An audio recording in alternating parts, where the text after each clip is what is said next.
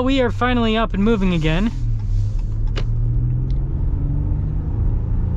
Yeah, the 8-speed's pretty good. Hey everyone, it's Ben Hardy here, and in today's going to be reviewing the 2023 Ram 1500 Warlock. Before we get in this video though, a huge shout out and link to the Larry Miller Dodge Ram here in Sandy for giving me some time with this truck. I'm going to include a link to their inventory in the description down below so you can check out what they have currently.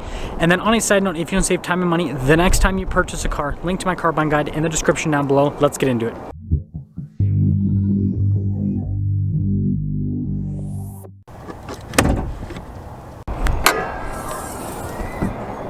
Under the hood, we have a naturally aspirated 3.6 liter V6 that goes through an 8-speed automatic transmission. Fuel economy 16 around town and then 23 on the highway, with power outputs being 305 horsepower and then 273 pound-feet of torque.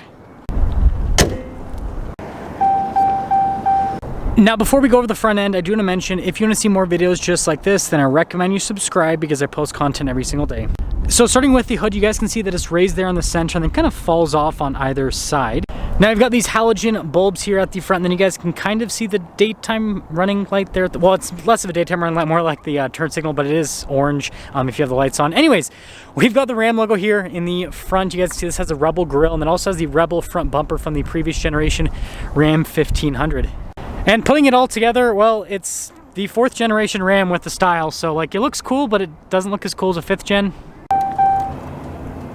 Now coming on the side here, tire and wheel setup is 275, 60, 20 in the front and over in the rear as well. And then you guys can see with the wheel design, 5-spoke, all blacked out. I think it looks pretty sweet. We've got these pretty chunky fender flares here. Notice we got our Ram 1500 Classic badge, and then look at like the mirror caps and the door handles as well. And then you guys can see with the fender flare action there in the back. And speaking of back, it's kind of hard to see, but we do have a multi-link setup in the rear. And putting it all together, you guys can see this is a quad cabin, has a 6'4" bed, and you know, looks pretty good.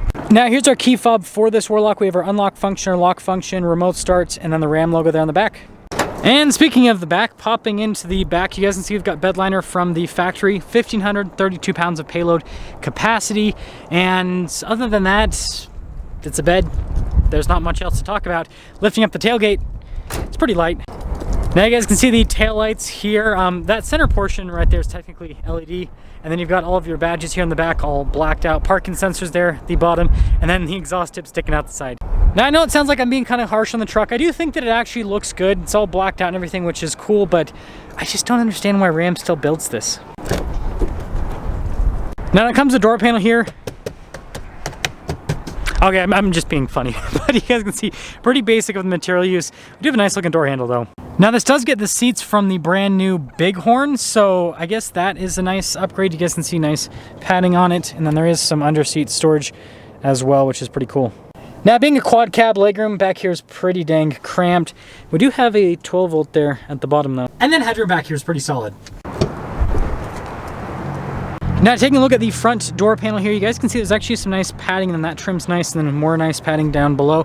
All of our window controls, front two are automatic. We got our mirror adjustments right here, and there's a quick look. There you go, the mirror itself.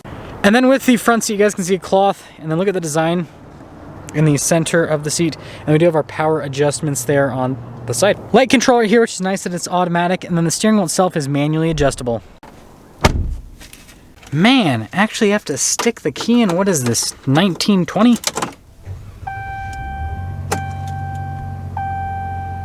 Now taking a look at the steering wheel, pretty basic. It does have some nice padding around it though. We've got our cruise control here with our gear limiter, controls for center stack, voice command, phone controls, turn signal, windshield wiper stalk. Now when it comes to the gauge cluster, pretty basic. Analog gauges on either side, and then you got that little screen that has all the important information that you need. Now in reverse, we do have a backup camera with trajectory lines that turn with the steering wheel, and resolution's pretty okay.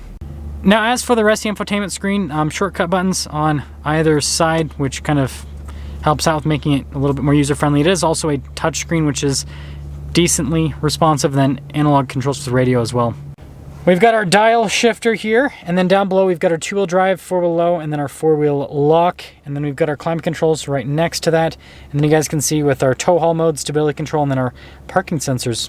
I almost forgot to mention, random storage space, got a little outlet right there, and then more storage down below. And then this is like the center console, well, first part of the center console. That's where you hold your phones, and then you guys can see, got some cup holders here with the center console, got the Ram logo. and opens up here with the USBs, and then you pick it up again, and yeah, it's massive.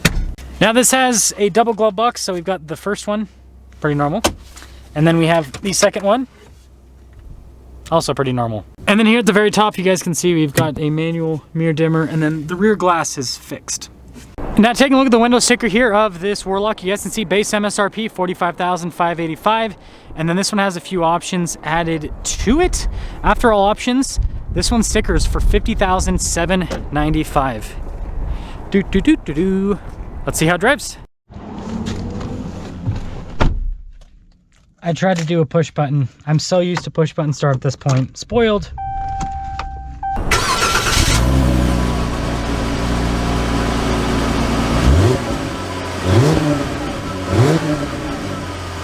Well, let's talk about visibility before we set up. Here's your visibility over the hood. Both the mirrors. Got the rest of the rear. And, well, sun visor up. Blinding in progress. And let's set off here on the Warlock. I know that throughout this review, it sounds like I'm being pretty harsh on the truck, and I kind of am, but at the same time, like, why? Why does it still exist? Every other automaker gets rid of their previous generation vehicle when they release a new one.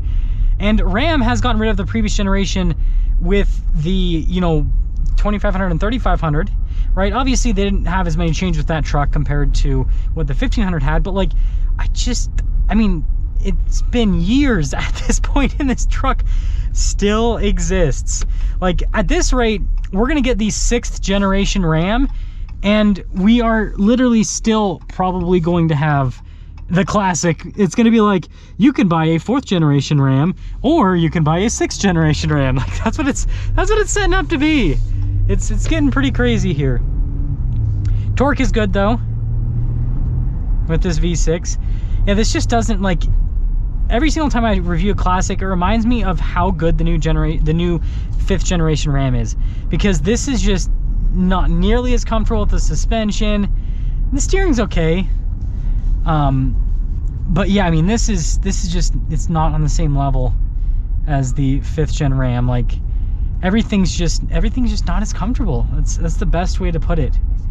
I feel like this is it's not horrible by any means, but yeah, I definitely am still a 5th gen guy. Seat comfort though is good because this has the seats from the new generation Bighorn, which I think is a big win. And, well, cross your fingers for me, because what people like to do here is just turn without using their turn signal, so you never know if they're going straight or if they're turning. Okay, well, we are finally up and moving again. Yeah, the 8-speed's pretty good. I guess another thing is this V6 is barely more economical than the 5.7 Hemi. If you get the 5.7 Hemi with e-torque, like, you're pretty much going to get the same fuel economy. It's another thing that's kind of funny about this whole situation. But that's, well, wait a second for this Costco truck to get up. Woo! Yeah, I mean, this thing moves a little bit. It moves a little bit, but it's not like the Hemi, that's for sure. I'd go for the Hemi if I were you. But something's up with the Classic Edition. Yeah, I don't know. I just don't know about this thing. It's like, it's fine. Like, it's a good truck, and it's frankly, the 4th generation Rams are actually really reliable. So like, that's all fine. It's just like $50,000 for the last generation truck with a V6. Like, what? Whatever Ram is on, I want some of it. Please, please hand it down the couch. But like, I just don't know. Like, yeah, like I said, it's fine, but I mean, for what this is, being the last generation truck and everything, I don't know. Let me know what you guys think about the Classic Edition. Let me know if you think I'm being too harsh.